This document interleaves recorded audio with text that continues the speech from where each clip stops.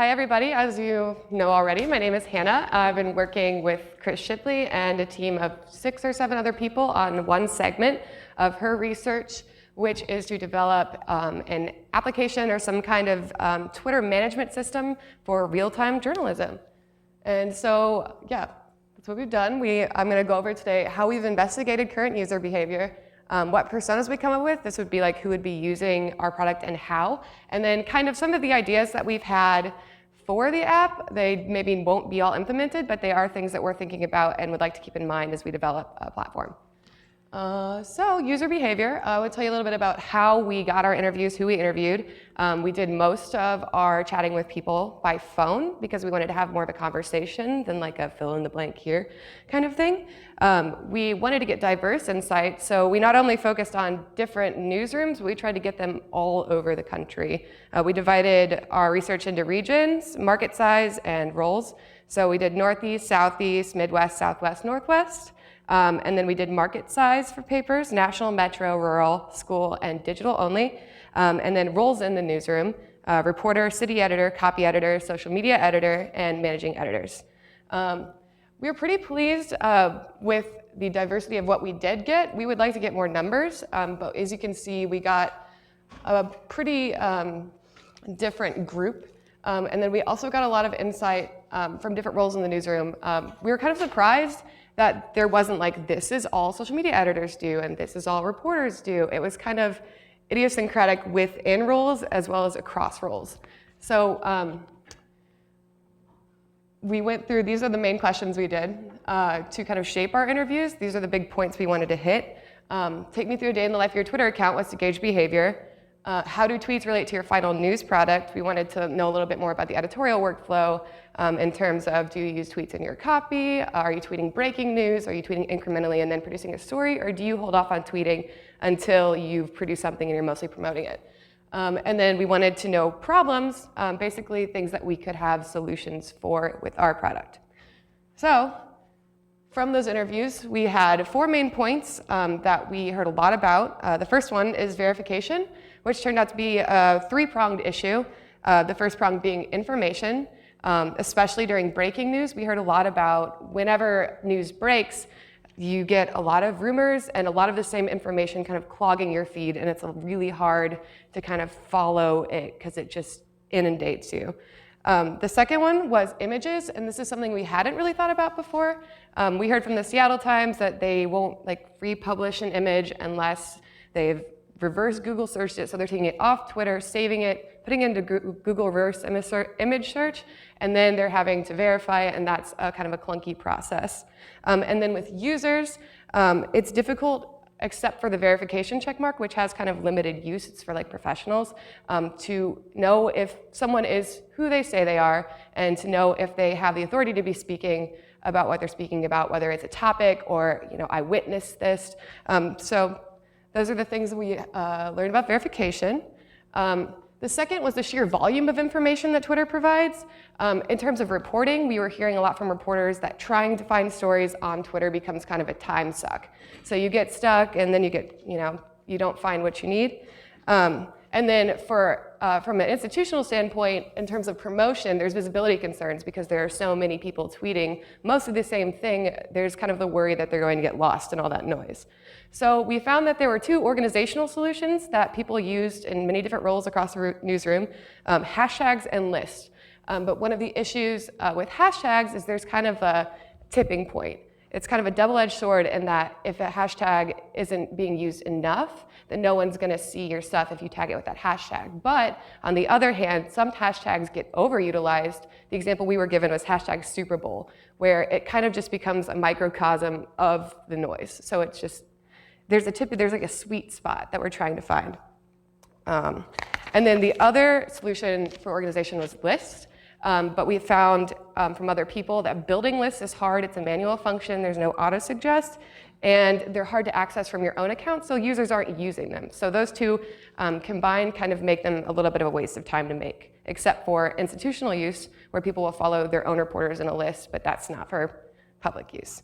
The third discovery is kind of institutional difficulty. This is for when there's multiple users in one account. there's a little bit of a workflow issue with people tweeting things out and a security issue with sharing passwords. We heard a little bit of feedback about existing tools. Buffer, which is a scheduling app, is not scalable enough for a large organization. Hootsuite could cost upwards of $40,000 a year for their enterprise system. TweetDeck is not very great on mobile, and SocialFlow has a good user management system, but we found that the analytics and the metrics they use kind of don't make a lot of sense. So personas, these are the people who would use something, would be personalities and overseers. Personalities are kind of an individual reporter, overseers are the institutions. And then in the middle, where they overlap, is storytellers. So that's what people are using Twitter to get breaking news or find sources. So yeah, personalities would be someone like Ari Shapiro, who's engaging, who's promoting himself. Overseers would be, like Seattle Times, Chicago Tribune, promoting their reporters or promoting their stories. And then storytellers kind of have a cyclical engagement cycle where either time you're scrolling through your news feed, kind of paying attention, and then you see something, either a news event, breaking news, or you come across a serendipitous idea. And then you're going into Twitter for crowdsourcing. You're asking questions, getting reactions, et cetera, or digging into the archives. So for a solution to some of these problems, we came up with some ideas. Verification, we would like to see a little bit more of prominent credentials in the feed, whether that's bios or whether they're verified. It's kind of just hard to tell, and we want to see a little bit more of that. We also had an idea given to us by someone called a credibility index, which is very much a work in progress, and we'd love to hear thoughts on it. But it would be something that would somehow be denoted maybe by color of the tweet, color of the account, something that kind of indicates the strength of the account. And that could account for like followers, tweets, or engagement, or proximity to the topic they're tweeting about, like geographically, or keyword match within their account. Have they tweeted about this before? Is this something they'd be an authority on? In terms of organization, we would like to see the list function used a lot better, and to do that, we'd like to see some increased functionality that maybe we could kind of work on. And this could include things like related user streams, and that's not just all the reporters at the Washington Post, but it could be something like all the politicians in Colombia or all the emergency services in a specific area. We also want to see a little bit better functionality for breaking news, whether that's a dedicated stream that's topic related, or a stream that could include all outlets within an X mile radius of this event, or all tweets from within this radius with this keyword. And then alert systems would be really helpful for people who have to monitor Twitter constantly. These are social media editors. So for example, you could plug in your Twitter handle and a keyword. So Columbia Police Department and murder. And whenever that pops up, you get that alert. So you don't have to constantly sit there and watch. In terms of the institutional use, automation is something that we heard a lot about and something that would be really helpful. From the Seattle Times, this is the most clunky process I've ever heard of. In order to get tweets from their reporters, their social media team has a Google Doc spreadsheet set up, and the reporters put their tweets into that, and then the editors go and pull from that and approve them and then tweet them. So we would like to see something like a submission queue. Tumblr has this, and you can have contributors to blogs, and so we don't think that's outside of the realm of possibility. Scheduling tweets is also something that would be a really great use, so social media editors don't have to be like, oh, it's 10 o'clock, it's time for me to pull this tweet and go. It will just go on its own. The thing that we wanted to make sure that we included, though, was a breaking news mentality. So this is going to stop you from tweeting a human interest story during a hostage crisis. So kind of an adaptive scheduling element. In terms of the hashtags, when I was talking about hitting the sweet spot, it's kind of hard to create hashtags unless you have a really wide reach and all your followers are going to see it and start using it. And so we decided that it would be a cool idea if, when you write a tweet, it could look at the words in your tweet and pull from a list of hashtags that people are using in your area and kind of find the ones that are right in the middle of having engagement but not too much, so that you would be seen and you would hopefully be able to start a conversation or get people that are interested. And then finally, with functionality and automation, we want to see, or people would like to see, tie-ins to the content management system. The WordPress, for example, has a good integration with Twitter, or even Tumblr has a good integration with Twitter, where you are posting your story, and then it's automatically tweeting it or scheduling that tweet to be sent out at a certain time. and other social media channels. A lot of people are using, I think TweetDeck and Hootsuite both allow like Facebook and LinkedIn and other media channel integrations. So we would maybe want to keep that in mind. Security was also a big problem that we faced. For the Seattle Times, for example, they have 20 plus people with the password to their Twitter account. And that creates a lot of problems right now because after Heartbleed, everyone's security is at risk, and so they had to change the password, but they don't want to send them out over email. So now they've got Post-it notes floating around the newsroom with the Twitter password.